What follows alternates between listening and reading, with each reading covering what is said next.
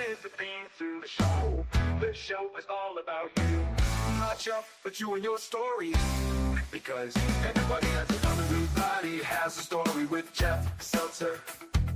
Everybody has a story with Jeff Seltzer.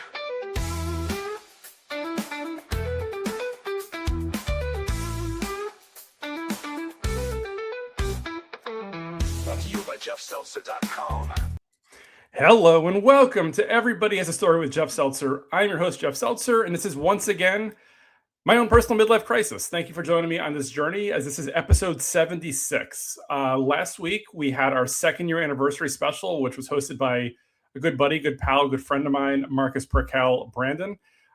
He did an amazing job. I've gotten lots of amazing feedback from people about him and about the episode as a whole over the last week. It was a lot of fun to do. I mean, this was only the second time that I was the guest while I had somebody else host, which for me is a little uncomfortable initially because I guess I'm a control freak of sorts. But at the same time, you know, I put two different people in charge who both hit home runs. Daniel a year ago with the 1-year anniversary, and then Marcus this year for the 2-year anniversary. Going into it, Marcus didn't prep me at all. He basically said, hey, just show up. So he invited some surprise guests, which were amazing. He had a bunch of questions for me that I had not thought about ahead of time. A lot of those questions that he asked me are now reels on Instagram. So before I get deeper into some of the questions, I guess I'll do the plugs because it's the natural time now. So as a reminder, we are on Instagram at Everybody Has a Story Pod. The YouTube page for this show is at Everybody Has a Story Pod. If you want to email the show directly, you can email it at everybodyhasastorypod@gmail.com. For all things Jeff Seltzer, you can always check me out at jeffseltzer.com. Everybodyhasastorypod.com is up there as well. As a reminder, we're on all podcast platforms. We're video on Spotify and YouTube. We are audio on Spotify, YouTube, Apple, iHeartRadio, Amazon, Pandora. Pretty much anywhere you can find a podcast, you can find this show. As a reminder, if you want to be a future guest or if you want to interact with the show in any way, use the Instagram page, DM the show, or put a comment underneath one of the posts. And I'm pretty active in terms of engaging with listeners. So getting back to the episode from last week, once again, Marcus did a great job. I did get some flack, I guess, as somebody commented to Marcus and then sent to me that they don't think that a hamburger on a bagel is a sandwich. I'm not really sure what they're talking about or thinking about. I mean, a sandwich is literally something between two pieces of bread. Now, a bagel is bread. A hamburger is something. So I don't see how a hamburger on a bagel would not be a sandwich, but to each his own, right? I mean, last year on TikTok, I think somebody started coming at me about the fact that I got upset that washing machines and dryers always have the door on the wrong side and you got to pay like $50 to switch it. Like, I don't know. People are dumb sometimes. People are looking to troll online. It is what it is. So I try not to take it too seriously. Wanted to also add the fact that this past weekend, Spiderman Brand New Day came out into theaters. Amazing movie. Absolutely loved it. I'm not going to give spoilers, but I'll say there were so many different levels and factors of the movie that I really enjoyed. I enjoyed, obviously, the movement of the Spider-Man story from the last Spider-Man movie that came out through this one. I think it progressed the story well. I thought it did a great job of progressing the New Avengers storyline, as well as some other storylines that I'm not going to get into for spoiler reasons. It's a fun movie. Absolutely loved it. Probably going to see it again next week or so. Definitely recommend it. I think it was like the number 1 or number 2 movie of all time opening in the US. Definitely recommend it if you're a Marvel fan. If you're not a Marvel fan, it's still a very fun movie. Definitely go check it out. Also saw the new Minions and Monsters movie, mostly strategically because I want to take a nap. As I've said in the past, I can't nap at home. Like, I have trouble. I don't know if it's not dark enough or during the day or whatever it is. But when I go to the movies, if I'm in a certain mindset or if I've been up too early, that's the ideal place. I think the main reason is A, it's super dark. B, there's no engagement with anybody. And C, the fact that I am completely clean of technology. So, like, my phone's not in my hand. My watch I set to mute. My iPad's not there. I think it's the only place I can truly disconnect, which is probably why I have my best naps at the movie theater. So I slept for about 20 minutes during the movie. Outside of that, the movie was fine. You probably don't need to see Minions and Monsters unless you're a huge Minions fan, in which case I guess it is what it is. I'm sure it'll be on Peacock sometime soon. If you have an opinion on Spider-Man or the Minions movie, definitely come at me figuratively On Instagram, shoot me a DM or put some comments in the comment spot and talk about the movie, and let's see what happens. With that said, I did want to bring in my guest for this week, a friend of mine, colleague of mine, coworker, Scott Jeffries. Scott, how are you today? I'm doing great. Awesome. So first of all, thank you for joining the show. And Yep. we had talked earlier that you've listened to a few episodes, so always appreciate anybody who listens and anybody who has any interest in the show at all. And I know you initially came to me and messaged me and asked to be a guest, which I absolutely love. For me, I've spent a lot of time looking for guests. So when guests come and engage with me and like, hey, I want to be a guest, like that makes my job that much easier. So you've got a great story. You've got some great topics to talk about. So definitely really enjoying or looking forward to this conversation. Well, great. Well, let me clear one thing up. I'm not an egomaniac. I didn't have to be on the podcast, but a lot of people I've talked to about what we're going to talk about today, they all say, you ought to be on Jeff's podcast.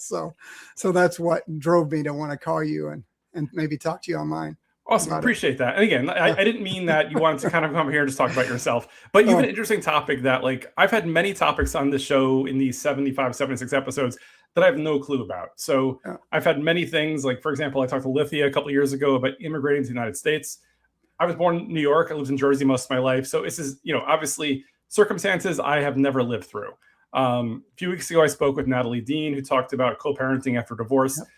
Fortunately, I've never truly experienced that. So obviously learning about it from her perspective, for me, was very eye-opening, and I absolutely love learning about it. Or even about a year ago, I had a friend of mine, Shira, on the show who lives in Canada.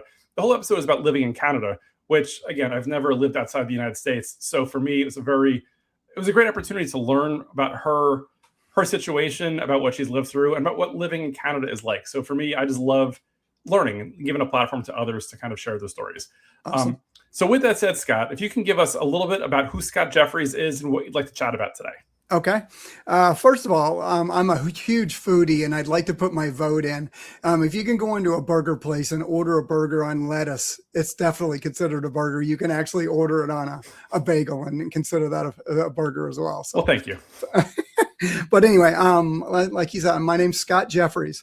I was born in a little town in Missouri called Sedalia, Missouri. I never actually lived there, but I was born there. I'm an identical twin. And I thought about Ken's show that he did with you. That was a great show, by the way. Yes. And having his brother on with you was amazing. Thank you. But I've got a ton of stories that I could go into as well, but about that. But I'm an identical twin. Growing up, we moved around a lot, and went to my senior year of high school. We moved there the weekend before my senior year of high school to a whole nother state in Bowling Green, Kentucky. So went to high school there and went to college there. I have 2 grown kids now and 1 amazing granddaughter. And I have 2 Labradoodles, Ovi and Charlie, which they would be here if I'd open the door and let them in. I collect watches and fountain pens, just a fun hobby of mine. And it's funny because I write terribly, but I love fountain pens. So it's kind of a dichotomy there. I try to live by the motto, interesting people do interesting things. And I never wanted to be boring. So I always challenged myself through my life to try new and interesting things, hoping that it would rub off a little bit on me. And I try to live up to that motto. So that's kind of what got me interested in motorcycles. Awesome. So yeah, we're going to talk motorcycles today. And again, that's a topic that I know very little about. And to be honest, it's just not something that's ever been in my life. I have some friends, my buddy Jay, who lives in Orlando. He rides a motorcycle. One of my old buddies in the area here rides bikes as well. But it's something that for me, I guess I'm very risk averse. And for me, it just feels like something that I'd be uncomfortable doing, let's say. But again, everybody has different comfort levels. And I'm sure there's pluses and minuses to riding motorcycles. So, but real quick, before getting into that, I did want to mention something I forgot to say earlier when I was talking about Spiderman. I know you were talking about like words that you live by. In the new Spider-Man movie, on Aunt May's tombstone, or on it has the quote, "When you help someone, you help everyone." And for me, that's a quote that kind of resonated with me. I know it was in the comic books years ago, but this was the first time that I truly focused on it when I saw it on the big screen. And it really are words that I live by. And the fact that I do feel that, like from the butterfly effect and paying it forward and karma, that when you go out of your way and you help somebody, the universe kind of works in different ways. And either that person you helped will then help other people, or other people will kind of see your example and do the same thing as well, whether it be personally or professionally or just in general in life. I think the better that we are towards other people it just makes society better overall. Totally agree with you. I luckily when I was young, Zig Ziglar, if you know who he is, he came to our high school, and one of his main quotes is, "You can get everything out of life you want if you help enough other people get what they want out of life." And that was kind of his motto, and I've always remembered it to this day. And I try to live by that one as well. It's Very similar. Cool. Nice. Cool. So to your point from earlier, so you ride motorcycles, you enjoy it. It's a hobby of yours, and that's what we first started talking about a few weeks ago when we were prepping for this conversation. Yep. So before getting into what you're doing now or how you've, I guess, rode recently or what you've done, can you kind of take me back years ago in terms of when you first, I guess, became interested or your first experience in seeing or just being aware of motorcycles? Yeah. When I was in high school, my buddy had a dirt bike, and I'm sorry, Mom, if you hear this story, but he lived in a country road, and I wanted to try it. So I took off on this bike, and it started off being asphalt, and within about a mile, it went to really thick gravel. So I don't know. And I almost fell that day, and it scared me to death. So it took me 20 years after that time to want to get back on a bike. But my buddy that I went to church with was having a midlife crisis and wanted to start riding again. And he had his bike there, and he said, "Sit on it." So I sat on it, and he goes, "Just take it across the parking lot." And that one trip across the parking lot, I knew I was hooked, and I knew I had to do it. Nice. From that point on. Nice. So you got your first experience there. Yep. So then I guess skip ahead a little bit. Like, when did you first decide for yourself, like, hey, I want to buy a bike, or like the rent or lease, or kind of like, what does that all look like? Well, I've got a kind of a funny story. When I went to get my license, you have to do an obstacle course. And it was a week after the first time I sat on that bike, and my buddy was going to get his license, and he dared me to go try to get my license. And so I said, okay. So I went with him to try to get my license on this obstacle course. And you fail immediately if you stall the bike and put your foot down. So we show up at this place, and there was probably 10 people in line to get their license. And it just so happens that the instructor was this old, gruff guy, and was screaming at everyone and cussing, and he had a cigarette hanging out of his mouth. And we were all standing there scared to death of this guy. And this young kid came rolling across the parking lot on a sport bike, and he had a mirrored visor on. And the guy screamed at him, and he stopped and opened up his visor, and he got out of the guy's course and got in line. And when it got time for that guy to go on the course, he got up to the starting line, and the guy yelled at him, "What are you waiting on?" And he took off, and we never saw him again. So he didn't even try to take the class. Anyway, that was what I had to go through to pass the course. And I got all the way around it, and I rolled up to him, and he goes, "Well, I can't mark off for ugly, which is lucky for you." He goes, "You passed, but you have to promise me that you will go get lessons after this." And I already had them scheduled. So that was my introduction into motorcycles.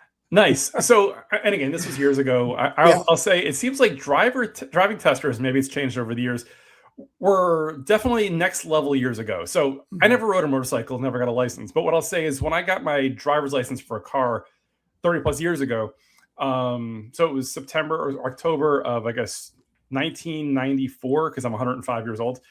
I remember the instructor, or I guess the testing guy, gets in the car, and he goes, "Okay, let's go." He didn't put a seatbelt on. And I thought to myself, he was testing me. So I look and I go, excuse me, sir. I mean, I was 17 years old. "Could you please put your seatbelt on?" He goes, "I'm not putting my seatbelt on. Let's just go." And I'm thinking to myself, I'm like, how many times can I ask him or push him before he just gets out of the car and fails me?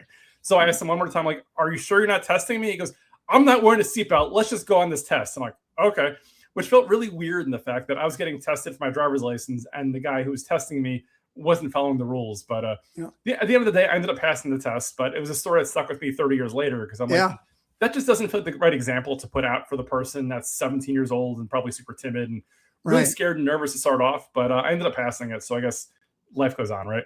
Well, that's good. It's a good lesson for you. Was he testing you to see if you would tell him to put a seatbelt on? You think? It's a great question. I mean, I don't know the answer. I'll probably never know the answer. But like, again, like as an adult, so I'm in my late 40s at this point. I always joke about this being my own personal midlife crisis. Like, I would never want to put like a kid. I mean, at 17, I was definitely a kid in that kind of a situation, right? Like, I would want to make sure that they're, at least in a safe situation, and that they're ready for the test, as ready as they can be. And not throw another variable out there, like, hey, is this jerk in the passenger seat going to put a seatbelt on or not? And am I testing him? Like, that feels like a real not so good situation to put them in. But I mean, not everybody has that kind of mindset. So, Right. Well, my twin brother, on our 16th birthday, you could get your full-fledged driver's license. So we went down to take our license, and I passed mine. And when he went to pass his, the instructor told him to turn left, going the wrong way in a one-way street. And Brian just turned the corner, and he instantly failed. So for a week, I got to drive him around. It was great. Wow. And to be clear, what state was that? Because I know in New Jersey it's 17. I'm sure it varies across the country. Oh, this was in Missouri. In Missouri was 16. Yeah. Got it. Yeah. Got it. Good to know. Okay, so you at this point you got your motorcycle's license, but you were told to take lessons, and you're like, okay, right, you had it scheduled already. So you take your lessons, and then at what point, how long after that do you? Because again, this was like a week after you touched the bike for the first time. So this is very, very expedited. It seems like. Yeah. At what point do you decide for yourself, like, hey, I'm going to buy a bike now, and this is kind of like what I am interested in?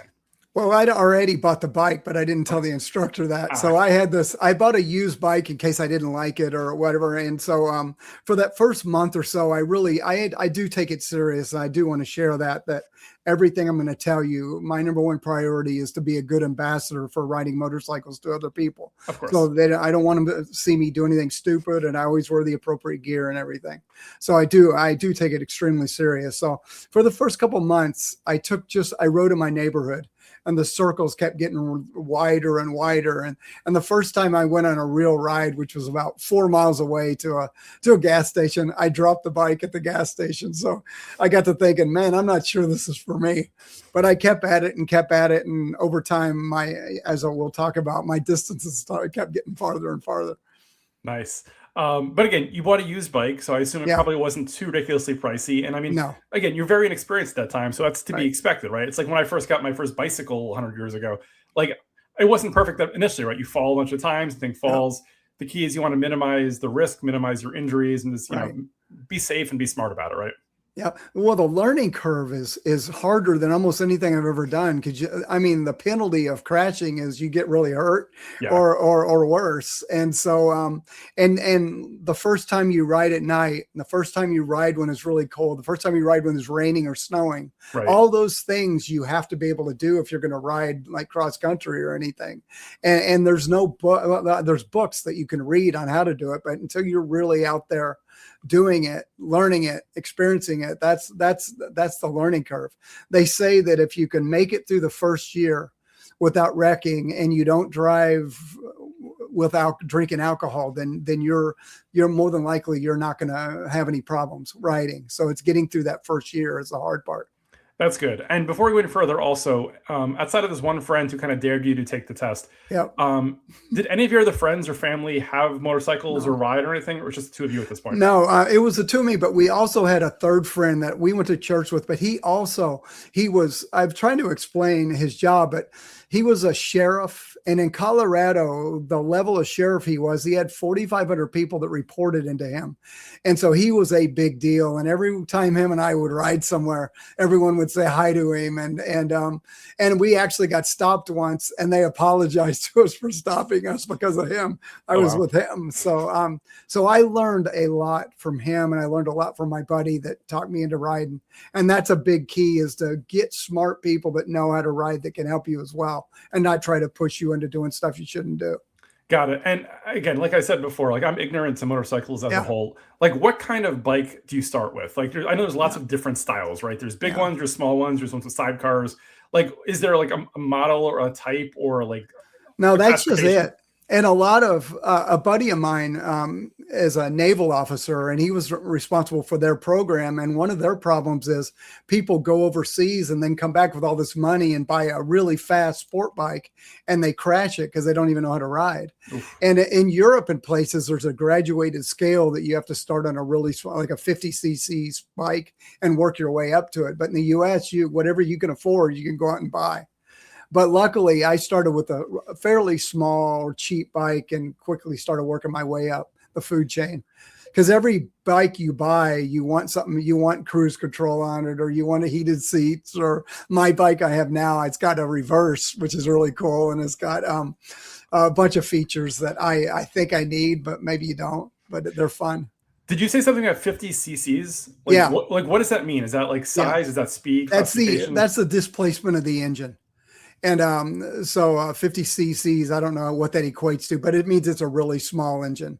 And like my bikes now are 1800 cc's, Wow. and which are huge. They're like a Honda Civic. It's the same engine that you can put in that car. You can put in my bike. I was gonna say I don't know what a CC is, but going from 50 to Cubic 1800 centimeters is what it stands for. Gotcha. So that's helpful. But going from 50 to 1800, I mean, just from a fractional perspective and a percentage perspective, that feels like a huge difference, right? It is. And it's the weight of the bike too. Because when I first started, my bikes were 250 pounds. So if I dropped it, I could easily pick it up. And now it's 950 pounds, or fully loaded, it can be 1100 pounds. So if you drop a bike when they're that heavy, you probably need some help to pick it back up. I was going to say, is there a risk that if it falls over that you can get stuck under? Like that's like dropping my car on me. It feels like, it's like, I don't think I'm coming back from that, right?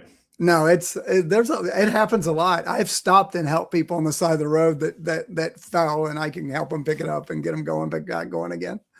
Got it. So the bike that you currently have, it's obviously larger than your 50 cc. Right. Like what kind of cargo or I guess, what can you put on it, right? So there's not like a traditional like car trunk, but there's like a box or something. Like what does that look like? If you're going to drive somewhere overnight or drive somewhere, I'd imagine you probably want to have stuff in it that you can use. Like how much can you actually carry on your bike? I've had every bike imaginable. What I have now it's the top of the line from a standpoint of options. It's called a Honda Goldwing. Okay. And it's a touring bike, which means that you can ride it with two people on it, really comfortable. You can put 400 pounds worth of luggage and stuff on it. And so it's really big, and it's meant to handle as much as you want to put on it. Got it. And from a technology perspective, just because I'm not really a car guy, but I love the tech in terms of like Apple CarPlay and music and such. Like what is included? Like does it have GPS? Does it just use your phone? Can you listen to music? I've got Apple Play. I can plug my phone in and have Apple Play up on the screen. And it's got DCT, which is an electronic transmission, which is what they have in Formula One. Okay. So I don't have to shift gears, but I can use a paddle if I get in really fast corners and I want to downshift. I just use my thumb and downshift to the appropriate RPMs that I want to be at. So, and it's got like electric windshields and heated grips and heated seats, and it's truly got a reverse on it, which is handy if you're kind of short like I am. You can get stuck in parking lots that you don't realize the elevation on them, and you literally can't back out of it unless you have a reverse on your bike. So that's helped me a lot through the years. Yeah, as another guy who's also vertically challenged, I get that. I'm only 5'8". I've been told that I'm above average in height if I were alive 200 years ago. However, in 2026, I'm a few inches south of the average. So it is what it is. I mean, my grandfather was 5'10", my dad's 5'9", and I'm 5'8". So I don't have any sons, but if I did, he'd probably be 5'7" or 5'6". So it's just kind of the way we're kind of de-evolutioning in my family, I guess. Right. So anyway, so this bike, it's a cool, water cooled bike. A lot of the older, like the Harleys and different things, are air cooled, which means that you have to be moving and the air goes through and cools the engine down. But mine, I can run it all day long at 100 mile an hour and which I've done through Death Valley in California. And I didn't overheat or anything. You could just keep riding. Does it like is it something that's like inside the engine? Like you said, like water cooled? It's a radiator. It's a radiator that comes on the bike. That allows it runs the coolant through the bike to keep it cool. Got it. So from a technology perspective, it sounds like you're at the point now where it's almost like a car, but on two wheels in terms of it truly is. It's built into it, right? It's embarrassingly so, Jeff. But I'm not ashamed at all. I'm happy to be on it, and it's really comfortable. I've got a backrest on it, and I mean to ride as many miles as I ride, you have to. Yeah, I've ridden probably over 400,000 miles on motorcycles in my life. So through the years, I've had to get more comfortable and more comfortable. And I get that. I mean, my kids like camping. I don't like camping. I like nice hotels that I get like Marriott or Hilton points and Wi-Fi. Like I kind of see it as like the entry level bike versus like what you have is kind of like, do you like pitching a tent or do you like staying in a 5-star hotel? Like I'm more of the 5-star hotel type, but I mean, there's different styles, different strokes for different folks, I guess, right? Correct. And I'm a Marriott guy myself, but I've been known to camp, but I'd much rather have a shower and working toilets and all and breakfast in the morning. So I'm more of you can put me on the Marriott side on the hotel side. Absolutely. Absolutely. So at this point in life, how many years have you been riding for? I've been riding for over 30. Okay. So I'm not going to do the math. I'm not going to make people out there do the math. People can kind of figure it out for themselves back at the envelope or whatever. In our conversations, you had mentioned that even you alluded to earlier that not only do you do obviously short rides like around Yeah. your neighborhood and around the area, but you've taken a number of like longer tours, let's say. Yeah. You said you went out to California. Well, when you went to Yeah. California, I assume you rode your bike from here to California, or Oh did yeah. the bike get shipped out there? Yeah. No, I ride everywhere. Got it. How many miles do you realistically reasonably do like in a day? Okay. Well, Before you call it a night? I'm in an organization, and this is what you're kind of alluding to. It's called Yes. It's called the Iron Butt Association, Okay. and it's a unique organization. And I have a license plate frame. It's kind of cheesy, but it says "World's Toughest Riders" around it, and you have to qualify to get one of these license plate frames. And that's what truly got me into it. I saw 3 guys at a motorcycle event once parked off by themselves, and all 3 of them had one of those plates. And I said, one of these days, I'm going to get one of those. But to qualify for the minimum level to qualify for one of those is you've got to ride 1,000 miles in 24 hours and document the trip. You've got to document every gas stop, where you go, and everything else. So that's truly called an iron butt ride, is a minimum. But they have different ones. Like the one I just did, this one was really hard. I did an iron butt ride, which was 1,000 miles in 24 hours, but I had to do it on the 4 seasons: the summer solstice, winter, spring, and fall. And it didn't matter what the weather was like. The winter one was, it averaged about 20 degrees, and it was dark the whole time, and it was brutal. But I had to do it to qualify for this, and you get a plaque and everything associated with it. Nice. So you said it's called the Iron Butt. Is that correct? Yeah, Iron Butt, IBA is what is the abbreviation, but it's the Iron Butt Association is what it's called. And I assume that's alluding to the fact that sitting on a motorcycle for 1,000+ miles in a day can be very uncomfortable for your backside. Correct. And you can look it up. That's what it's called. And that's what everyone knows it by. Even people that don't ride that far know what that organization is. And they usually call us crazy for doing it. But sitting in a car for 400 miles and I'm feeling kind of achy, I can only imagine on a bike for more than 2 times. That's got to definitely wear at your body, huh?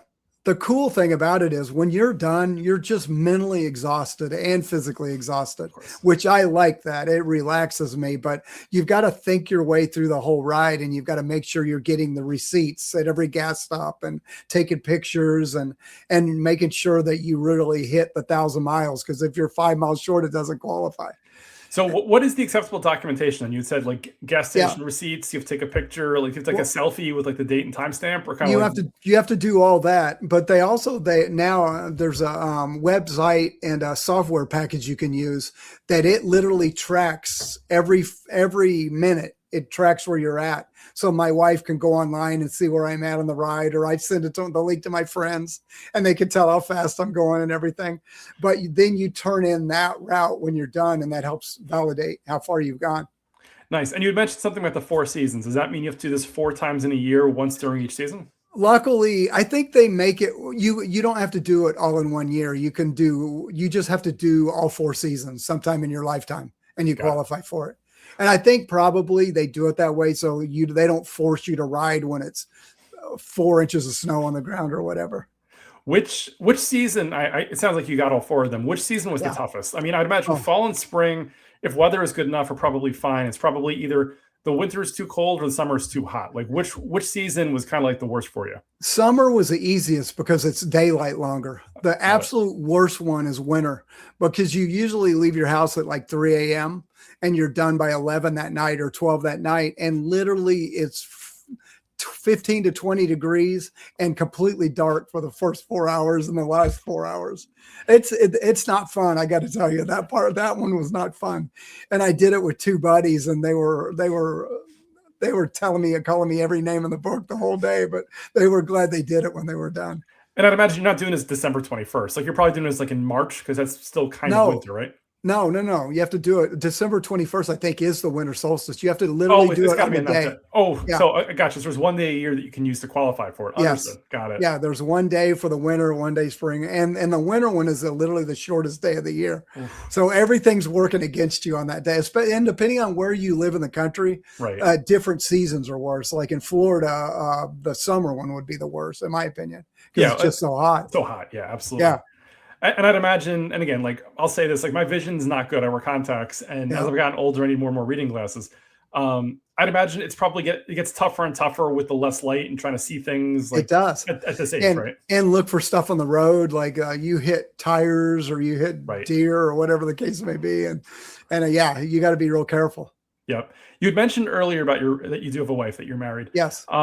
Does your wife ride with you at all, or do you generally ride solo, or kind of Yeah. like what's her perspective on this? Well, I mean, it's risky enough. I would never want to try to talk somebody else into it. And I'm blessed that she lets me ride as much as I want, but she's ridden with me a couple times, but it's not her gig. And she's always said, well, buy me a convertible and I'll follow you with all the luggage and you can ride wherever you want to. So I have this big bike that's real comfortable, but I usually ride one up. Makes sense. I mean, I would imagine it's similar to like I go to some events or movies by myself. It's kind of me time. Like, you know, I look at it as like for me in my life, I need us time, family time, and me time. It sounds like from a motorcycle perspective, you get a lot of me time, but you also get a lot of like buddy time as well, whether you're riding by yourself or with your friends. And then obviously, you know, hang out with your wife and your family when you're back home, but there's like just different variables or different aspects of your life, right? Correct. And there'll be times where work's been really stressful or whatever. And my wife will say, Scott, you need to go for a ride. Because she says I always come back happier and a lot more relaxed. So it's almost gotten to the point where it's not something I do. It's something I have to do. Yeah. That's amazing. Yeah. Yeah.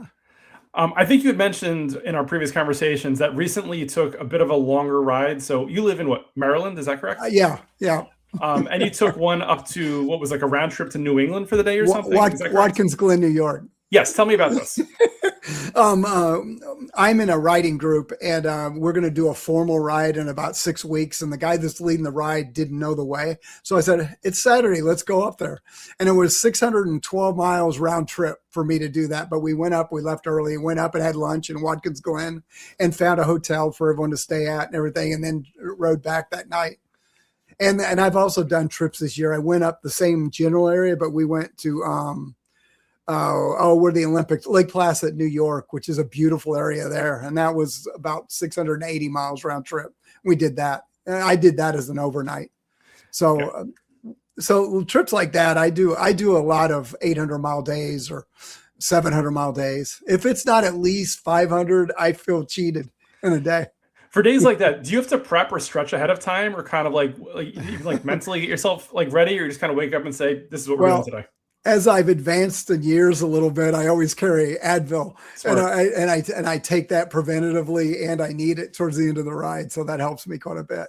And you got to make sure that you keep enough liquids in you as the two primary things.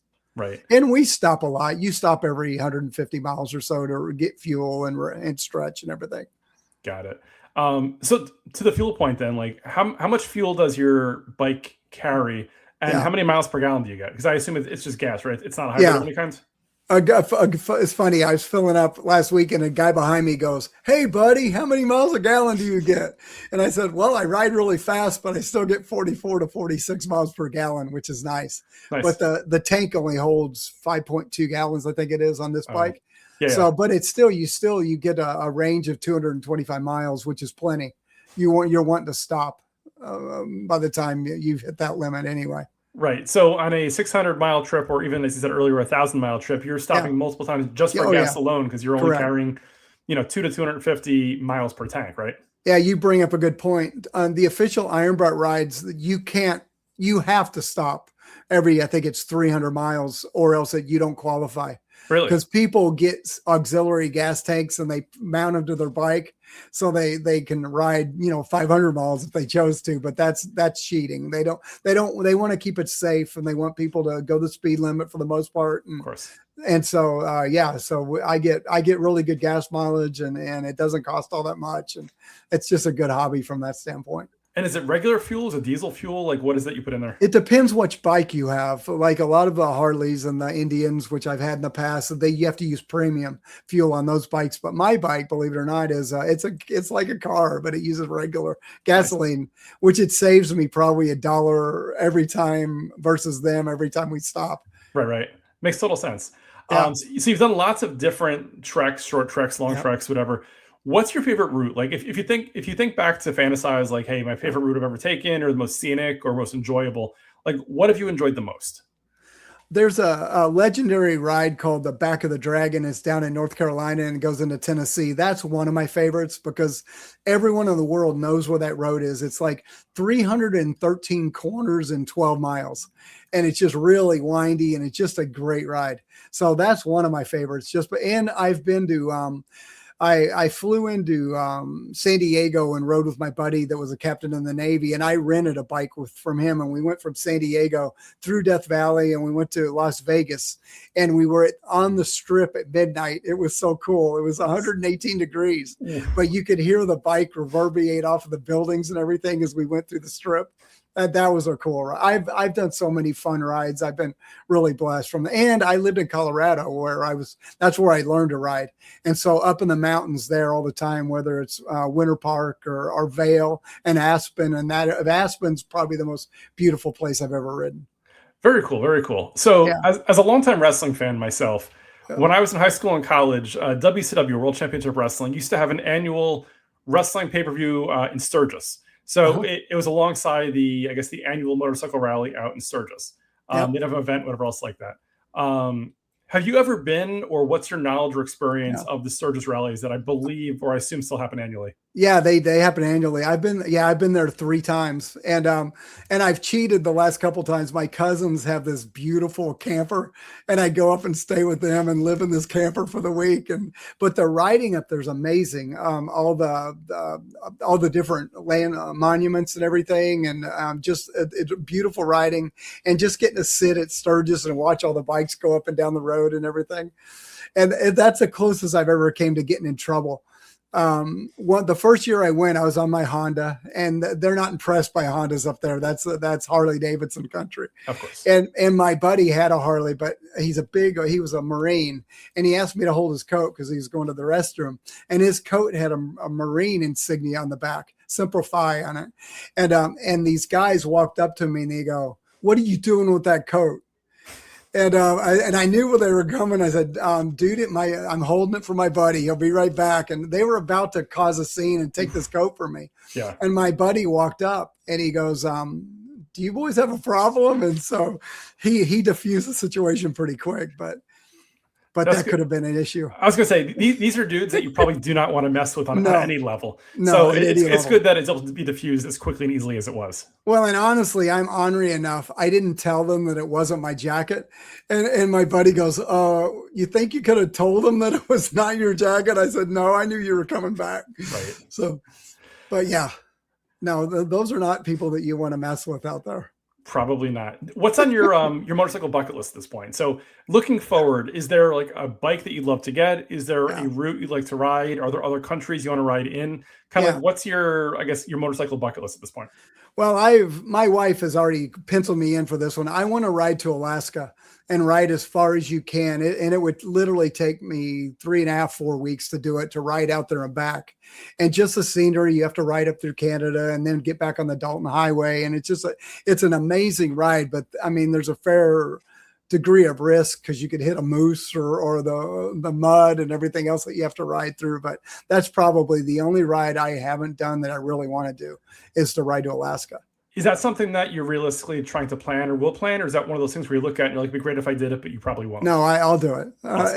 I'll have to buy another bike because some people do it on a Goldwing, but I want to get a dual sport bike is what they're called, where you can ride on road or off road and it's legal for the highway. Nice. So that if I hit dirt roads or whatever, it'll be more conducive to riding on that bike. Plus it's a good excuse to buy another bike.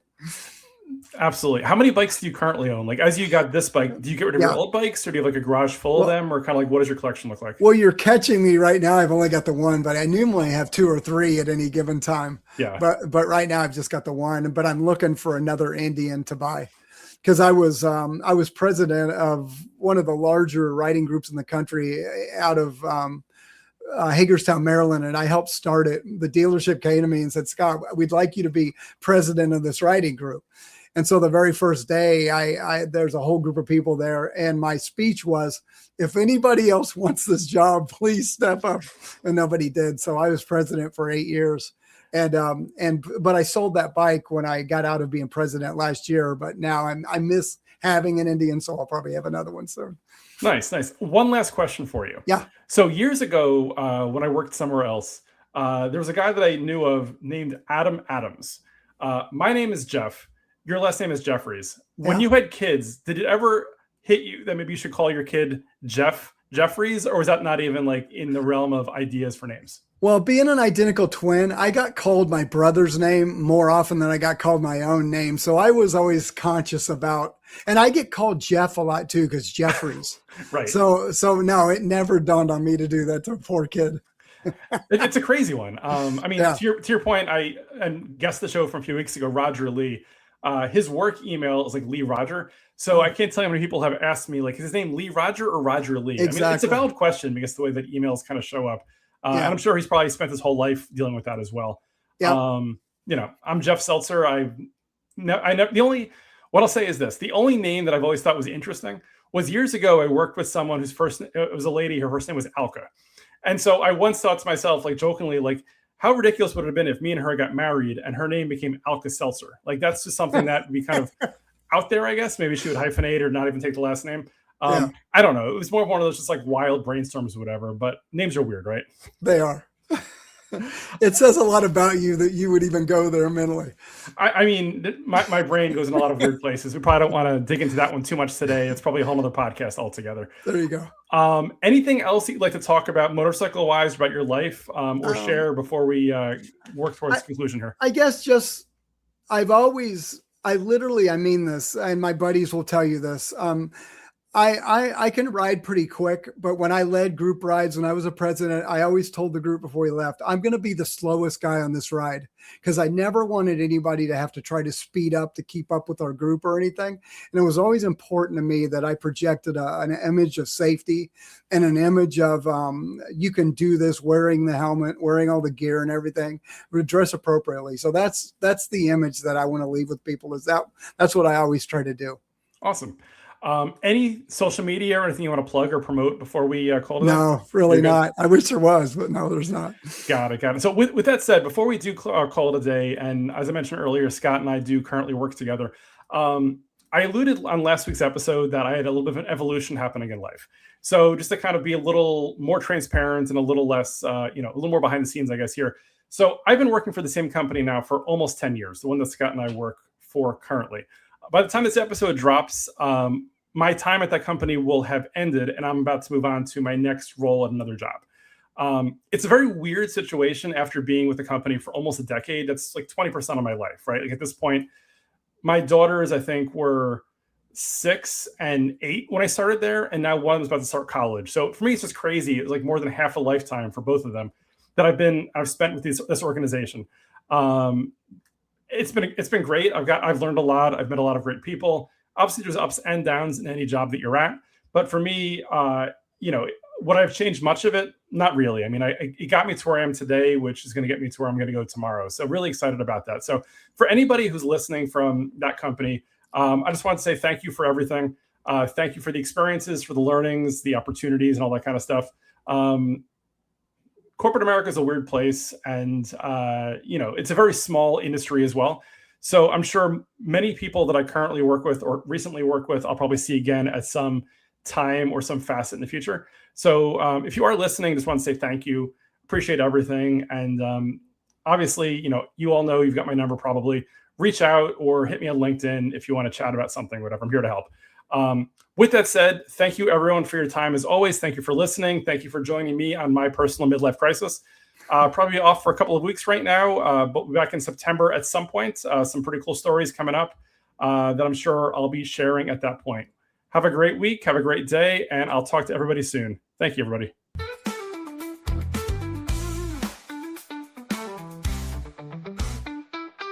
Everybody has a story with Jeff Seltzer. Everybody has a story with Jeff Seltzer. Everybody has a story with Jeff Seltzer. Everybody has a story with Jeff Seltzer.